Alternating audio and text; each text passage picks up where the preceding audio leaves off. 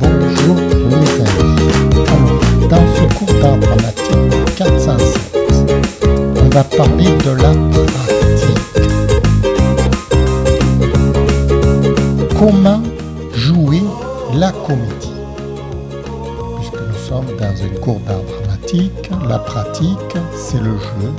C'est comment allons-nous faire pour exprimer nos sentiments, notre texte, notre scène.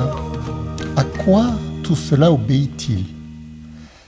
Alors, il y a plusieurs écoles, justement, et je vais définir quelle est ma façon de jouer une scène de théâtre devant vous, c'est-à-dire la façon dont je la fais en ce moment avec vous.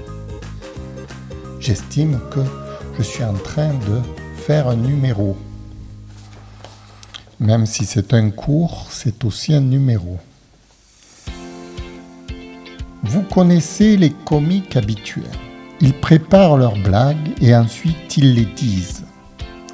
Et ils expliquent que c'est dans la façon de raconter la blague qu'ils font rire. Donc, si vous voulez faire rire, vous devez adopter une attitude comique, une façon de penser qui prête à rire. Là, nous sommes dans un mécanisme technique sur ce qui définit le rire et une blague. C'est-à-dire, c'est comme une construction très scientifique qui va permettre à celui qui va employer cette technique de faire rire son public.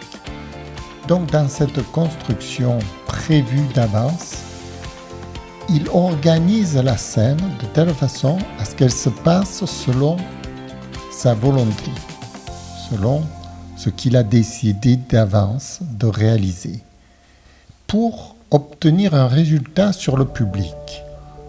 Moi, j'appelle ça de la manipulation mentale, c'est-à-dire qu'il manipule son public de façon à obtenir des rires.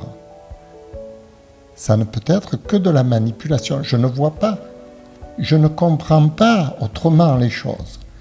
Quand on vous manipule pour que vous agissiez d'une certaine façon, on vous manipule. Il n'y a pas d'autre solution. On ne vous donne pas le choix de rire ou de ne pas rire. Vous êtes obligé de rire à la scène, puisque ça obéit à un mécanisme technique. Et personnellement, je n'emploie pas cette méthode. J'ai horreur de ça.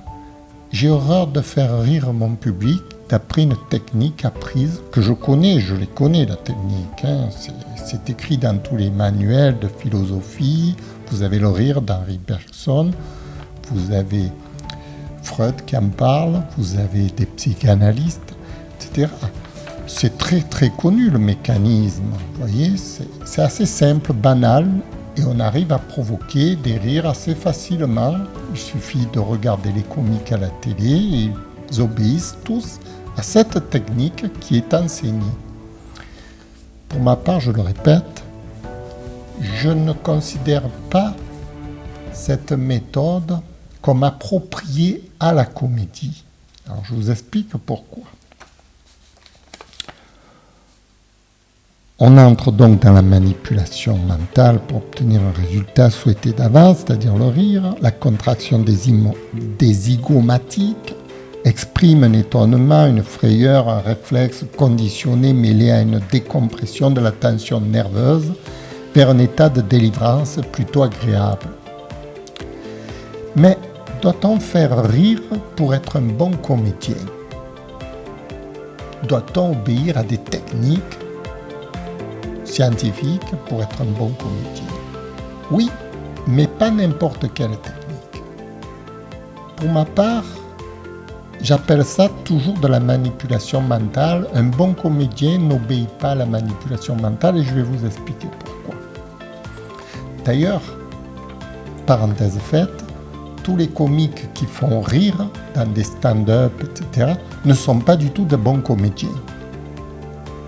Ne savent pas jouer une scène de théâtre, ne savent pas jouer simplement une scène comme un comédien doit la jouer, comme par exemple les grands comédiens que vous avez vus à la télévision, comme, je vais parler de Belmondo, Gabin, Louis de Funès, Bourvil, ce sont de grands comédiens, n'emploient pas beaucoup de manipulation mentale dans leur façon d'exprimer la scène.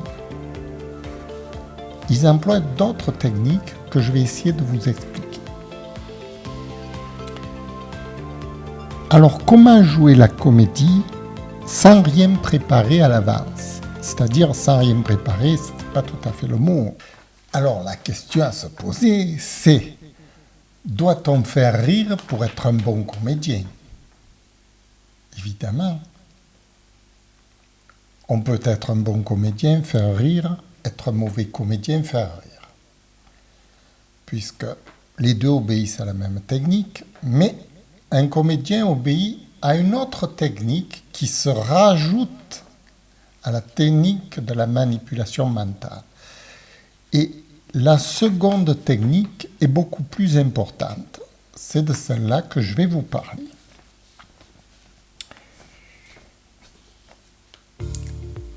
C'est-à-dire comment jouer la comédie sans rien prévoir à l'avance. Parce que si l'on prévoit d'avance la réaction de notre public, on va donc être un manipulateur. Si l'on laisse la part à l'improvisation totale d'une scène, on va devenir un bon comédien.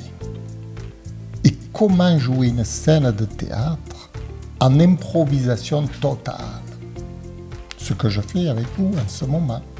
J'improvise totalement.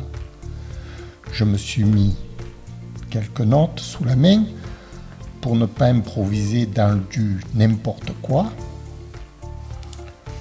pour improviser sur ce texte que j'ai écrit. Donc, l'action du comédien en improvisation totale, ça ressemble à une action instinctive.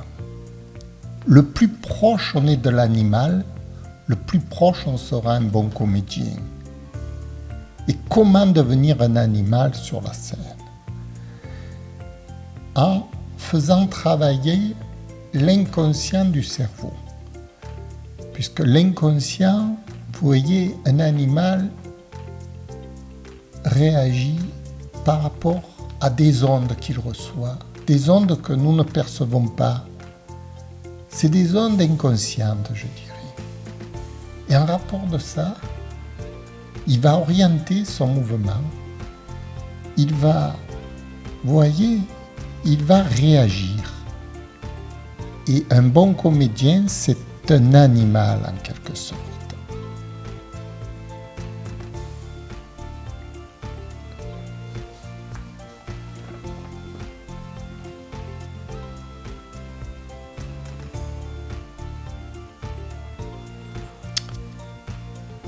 Alors, en quoi cette manière instinctive d'agir est-elle supérieure à la manière très stricte d'une manipulation mentale sur le public? Il faut apprendre à gérer sa propre personne, son propre mouvement instinctif dans le flot. Et pour apprendre ça, il faut 15 ans d'études. Ça ne se fait pas comme ça. Ce n'est pas la méthode Coué. La méthode Coué est une très bonne méthode. Elle conduit aussi à des désastres, suivant comment on l'emploie. C'est une façon qui ressemble à la méthode Coué, sans aucun doute, puisque c'est une façon de gérer son propre comportement instinctif, mais avec des règles bien strictes, de façon à ne pas heurter heurter sa propre conscience, son propre inconscient, de façon à l'harmoniser le plus adroitement, le plus habilement avec notre entourage et avec l'univers tout simplement. C'est une harmonisation de l'homme avec l'univers, ce que les hommes ont toujours fait depuis l'aube des temps. Ils se sont toujours harmonisés avec la nature, avec leurs compatriotes, avec leurs amis, c'est une histoire d'harmonie.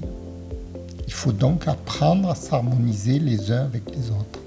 C'est le rôle de la comédie en quelque sorte. Quand on a deux comédiens sur scène, je juge à la façon dont ils sont en accord l'un avec l'autre. Dans le flot désiré, évidemment, la manipulation mentale nous heurte, tandis que le flot naturel nous inspire et nous renforce. C'est un peu comme une loi de la nature. Ce qui est instinctif se fond dans le flot, vous voyez ? Tandis que ce qui est manipulation heurte le flot de l'univers directement. C'est une loi de la nature. Alors, faudrait-il savoir, faut-il heurter ou faut-il se fondre dans le flot ? Et là, il ne faut pas faire n'importe quoi. On ne doit pas se fondre dans le flot, bêtement et stupidement se laisser porter par le fleuve, sans réagir. Il faut, en même temps que se faire porter par le flot, avoir un gouvernail. Le gouvernail, c'est ce qui va nous permettre de gérer l'instinct de la comédie, de gérer la scène. C'est le gouvernail. Ce gouvernail qui va s'incorporer dans le flot, qui va prendre en compte le fait de glisser sur une scène, être mu par son partenaire, les événements extérieurs. Et le gouvernement va nous permettre de reprendre la direction de l'événement. Ce gouvernail s'apprend. Il faut apprendre à gouverner sa propre personne dans le flot désiré, évidemment. Ce qui pourrait cette orientation pourrait se définir comme la mise en scène du comédien. On veut que le comédien réalise une scène d'après une idée, d'après une écriture, Et ça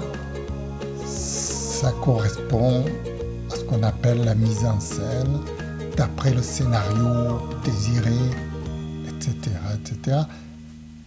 Vous voyez que la comédie, c'est un vaste champ de domaine qui intéresse les hommes, les femmes, enfin les hommes avec un H, les femmes, les hommes, tout le monde. Tout le monde aime la comédie, tout le monde. On adore ça, hein, nous les Italiens, hein, tout ça, on aime bien parler avec les mains et tout, et faire des mouvements, etc. C'est ça la comédie, c'est bien. Mais ne pleure pas, je t'en prie. Ne pleure pas, je suis là, Carmen, pour t'aider. Merci. Et on se reverra. Ne t'inquiète pas. Oh, je te le dis qu'on est là. Et je te le dis, mais je te l'affirme. Et même je te le prie et je demande à Dieu qu'il nous rassemble sur cette terre pour qu'on soit ensemble toute la vie. Toute la vie, on sera toujours ensemble. C'est pas beau la vie.